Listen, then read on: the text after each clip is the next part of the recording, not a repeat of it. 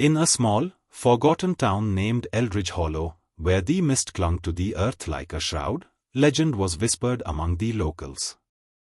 They spoke of the old McCarty house, an abandoned Victorian structure that loomed at the edge of the woods. No one dared approach it after dusk, for it was said that the shadows within whispered the names of those who had vanished over the years. Emma, college student home for the summer, was intrigued by the stories.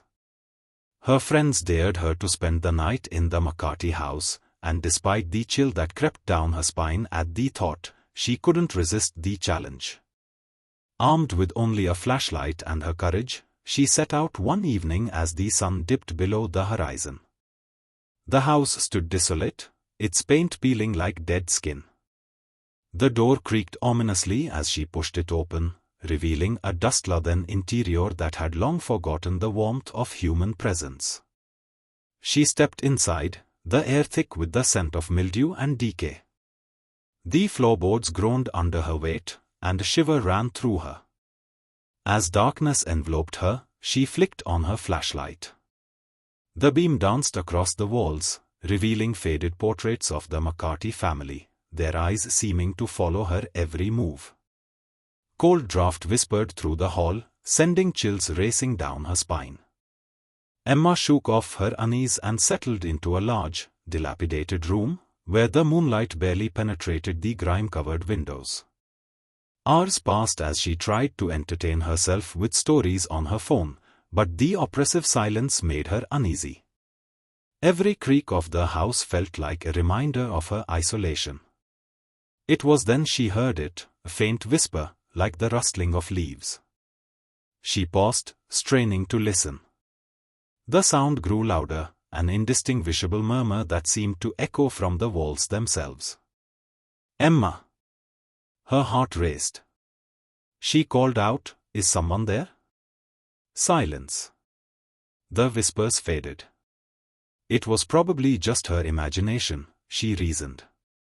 But when she tried to shake off the feeling, a chill settled over her, and the room grew colder.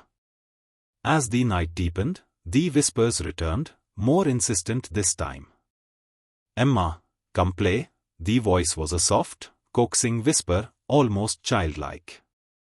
She turned, feeling the air shift behind her. The flashlight flickered ominously, casting long shadows that danced along the walls. "Who are you?" she demanded, her voice steadier than she felt. The shadows seemed to ripple, coalescing into darker forms that loomed just out of reach. The air grew heavier, charged with a malevolence that was palpable. "Join us, Emma." The voice was now louder, more urgent. Fear gripped her as she realized the whispers were not just in her mind, they were alive, chorus of lost souls. She stumbled back, feeling an unseen force pulling her toward the center of the room.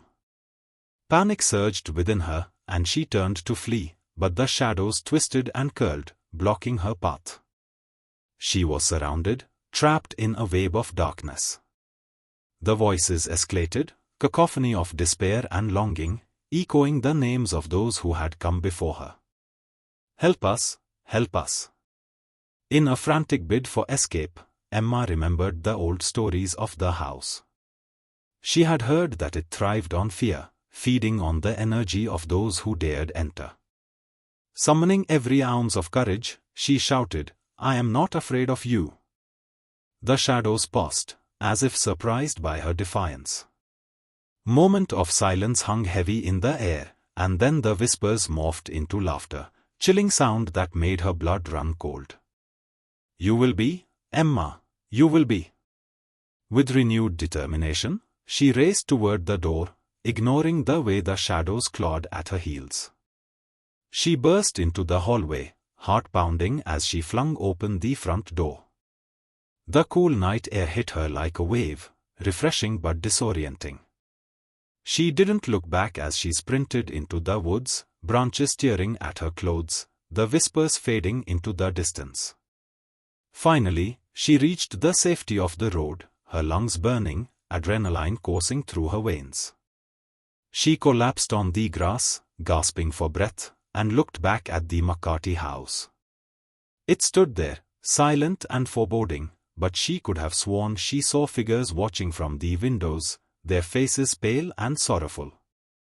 The next day, Emma shared her experience with her friends, but they only laughed, dismissing it as a story concocted by an overactive imagination.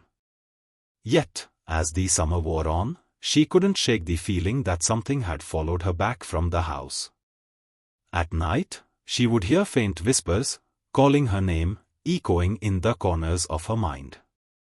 As days turned into weeks, the shadows grew more persistent. They flickered at the edges of her vision, shadows that moved when they shouldn't. She started to lose sleep, haunted by dreams of the McCarty house, where the whispers turned to wails, pleading for release. Desperate for answers, Emma visited the town library, delving into the history of the McCarty family. What she uncovered was a tale of tragedy and loss. The family had been tormented by the death of their children, their spirits trapped in the house, forever longing for freedom. It became clear to Emma that her encounter had awakened something, an energy that now sought to claim her. Determined to confront her fears, she decided to return to the McCarty house one last time. Armed with a candle and a sense of purpose, she entered the darkened halls once more.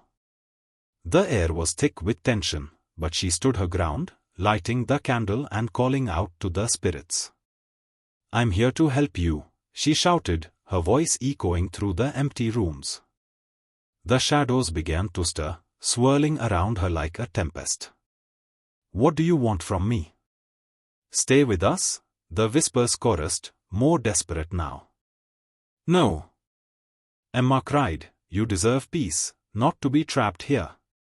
As the shadows surged, a vision struck her, a flicker of light amidst the darkness, way to release the trapped souls. She had to face their pain, to help them find closure. Emma focused on the candle's flame, imagining it as a bridge between worlds. She could feel the sorrow of the children, their longing palpable in the air. "Let go of your pain," she urged, tears streaming down her face. "You are free. You don't have to suffer anymore." The shadows hesitated, and for a fleeting moment, the whispers turned soft and sorrowful. "Help us, help us." In a surge of strength, Emma stepped forward, lifting the candle high. "I release you," she proclaimed, her voice strong against the tide of darkness. Suddenly, the shadows roared in defiance, swirling violently around her. But as she held her ground, the energy began to shift. The whispers transformed into harmonious song, release of all the sorrow and grief that had bound them to the earth. One by one, the shadows began to fade, dissolving into the light of the candle. Emma felt warmth envelop her, sensation of peace washing over the room. And then, silence. The house stood still, heavy quiet replacing the chaos. Emma opened her eyes, the candle flickering softly in the stillness. She felt lighter, as if a great weight had been lifted from her shoulders. The air was clear, devoid of the oppressive energy that had once filled the space. As she stepped outside, the dawn broke over Eldridge Hollow, illuminating the sky with hues of orange and pink. The McCarty house stood silent behind her, shell of its former self. The whispers were gone. Emma returned home, forever changed by her experience. She had faced her fears, confronted the darkness, and helped the lost find their way. And although the shadows of the past lingered in the corners of her mind, she knew she had set them free. But as she lay in bed that night, she couldn't shake the feeling that the quiet was only temporary. Outside, the wind rustled through the trees, and for a moment, just moment, she thought she heard a soft whisper, gentle reminder that some shadows never truly vanish.